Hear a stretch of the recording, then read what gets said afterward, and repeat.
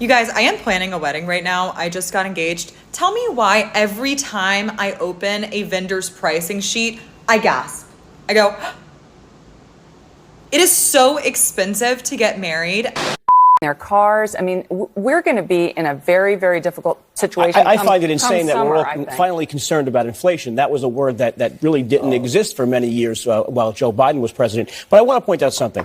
Last night, Richard, you took off your shoe. You said it's made in Vietnam. It's going to be 34% more expensive next year. Today, the Secretary General of Vietnam reached out to President Trump and said, we want to have zero tariffs for both countries, proving to some degree that this is a leverage play. What does that prove, Joe? It proves.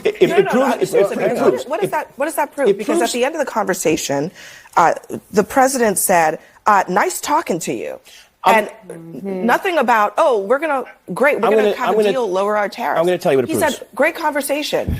Let's look historically. 1996, there was a member of Congress who stood on the floor looking at 2% tariffs we had on China, 35% tariffs they had on us. This woman demanded that we had reciprocal tariffs. You know who that was? Nancy Pelosi. 2008, same thing. A guy stood on the Senate floor lamenting. Reciprocal tariffs. I'm just saying, they lamented the loss of America's workers. Lowered its tariff barrier to 0. You know what we did? We raised our tariff barrier to 17%. Again, just going back.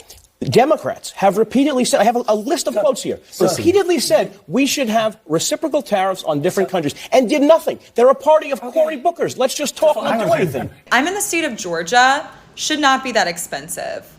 Wow. I am looking at tens of thousands of dollars. I think every bride has this experience where you're so cocky before starting to plan and you're like, the wedding industry just tricks all of these other brides. Like, I'm not going to be fooled, okay? I'm not going to be fooled. Listen, call me the fool.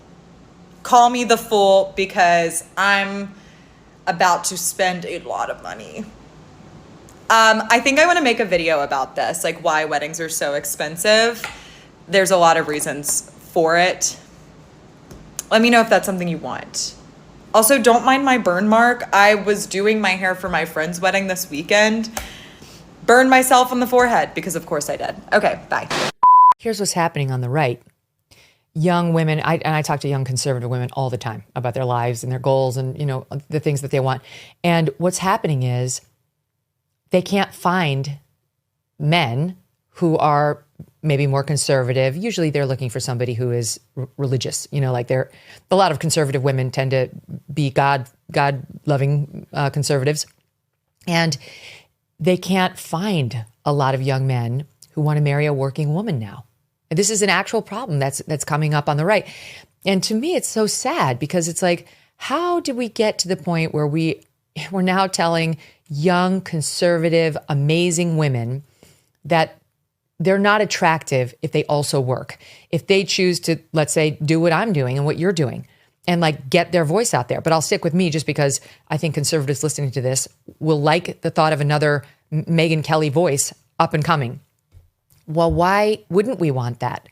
Why would we take somebody who's talented in this field and really wants to make a difference and have the messaging to her be, you're really not that valuable unless you give it up and go into the home and only have a family and only raise a family. And not only are we sending her that message, but young men are actually believing that. They're actually believing it, especially on the right, because like the trad mom has gotten so popular. And it's like, no, if we do that, we're not going to have any strong conservative or right-leaning women to provide a role model for younger conservative women who, and there's nothing to apologize for here, don't necessarily want to spend all their 20s and their 30s getting married and having kids, or can't. They just weren't able to meet somebody and definitely don't need to be shamed over it. And meanwhile, on the left, everybody is gay, like LeBron. But when you give up your manhood, I've never seen somebody recover from it. That was all the people that went to the puffy parties. That was all the people that did all those things thinking that there was never going to be a consequence for what they were doing. Get punked out and pimped out by some greater desire. You shouldn't have a greater desire than being a man. So I believe that's a big problem with a lot of the actors out there because they get fluid. And next thing you know, once you go fluid, it's gone. You don't have any foundation to pull yourself back from. So maintain your man card. no matter what. Man, I mean, you know, one of the things you're seeing, you went to a whole different place.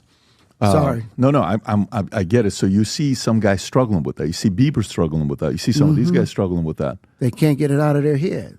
What I did not know or you know, what I did not have, I didn't have enough accumulative hours put in on perfecting the process. Yep. I think that, you know, my process was where it needed to be, or even if I even had enough time for my process to be where it needed to be. Right. And I was understanding and had the ability, as far as my capacity, to understand the process, to unlock the process, and then go after it, and just stay there, stay that course. They can't get it out of their head.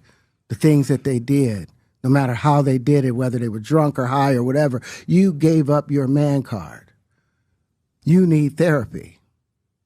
And that's the thing that hurts them the most. And so they end up on drugs, end up every way to try and get rid of any principles there are. And that's what the business does. And the women that trade their bodies to go and get the role, they get to the point where they have their Oscar, they have their money, but they don't have their dream. They don't have the soul that they started with. So it's like achieving don't mean anything.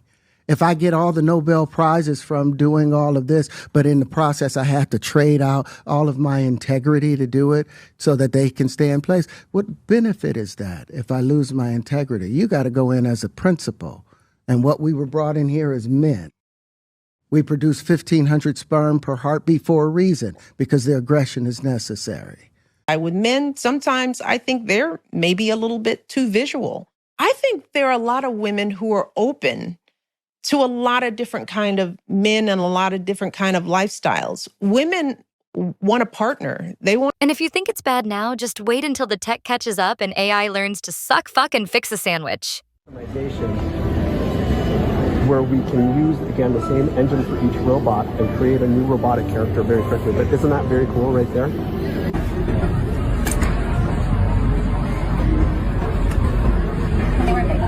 Yes, they do wear makeup. You don't trade that in, no matter what. Hey, did you ever have the opportunity where you got invited and you said no to it? Hell yeah.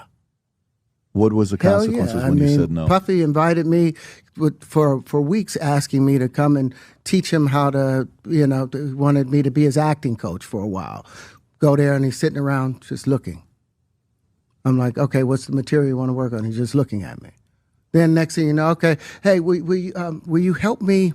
I want to hear your music. So I come over there and I play the music. And he's sitting there just looking at me, like waiting.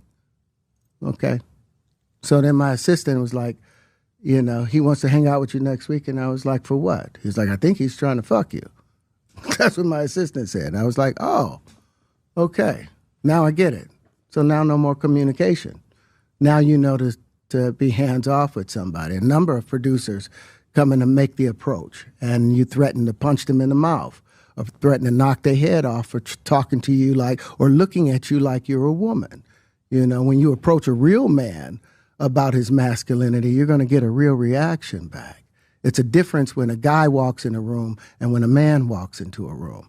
And a man don't take the same things that a guy will accept. So always be the man in the room. And that's always been my whole thing, and have lost businesses because I don't bend over in that way. I don't compromise. I don't play gay roles. I don't kiss a man. I don't do that shit because the man card means everything. You did take invites from Diddy, Russell, says Central Scrutinizer. I went to one white party, and I'll tell you the truth, it was actually a little bit boring. Certainly, I didn't get a whiff of baby oil while I was there. If I did, maybe Diddy might have sort of slipped past in Crocs and socks. Little bit. What's that smell? What kind of... Yo, Puffy, what brand of baby oil are you using over there, man? That smells tight.